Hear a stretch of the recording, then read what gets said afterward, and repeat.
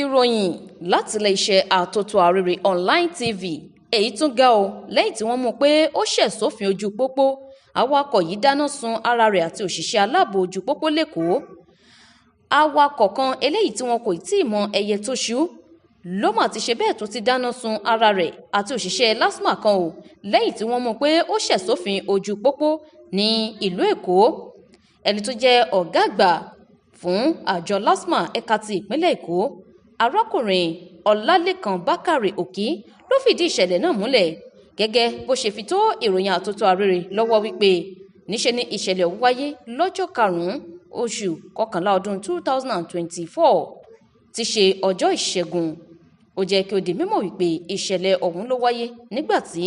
wọ́n mú awakọ̀ náà tí wọ́n sì dá ọkọ̀ rẹ̀ dúró wípé ó ṣe ohun tó lòdì sí òfin ojú pópó. Látàrí eléyìí ló mú kí awakọ̀ náà ó máa wọ̀yáàjà pẹ̀lú àwọn òṣìṣẹ́ àjọ ojú pópó náà lẹ́yìn tó sì jẹ́ pé láàrin ká tó dijú kàlà ló mú epo bẹtiróòlù tí ó sì dàlú ọkọ̀ àti òṣìṣẹ́ aláàbò náà. Ìṣẹ̀lẹ̀ ọ̀hún gẹ́gẹ́ bí ìròyìn àtótó arére online tv ṣe rí gbọ́ ní wípé agbègbè Mile 2 nípínlẹ̀ Èkó ni ó ti wáyé, bó ṣe jẹ́ wípé ọ̀gá àgbà ọ̀hún fi múlẹ̀ wípé wọ́n ti gbé òṣìṣẹ́ aláàbò tó dáná sun tó sì fi ara pa yánnayànna náà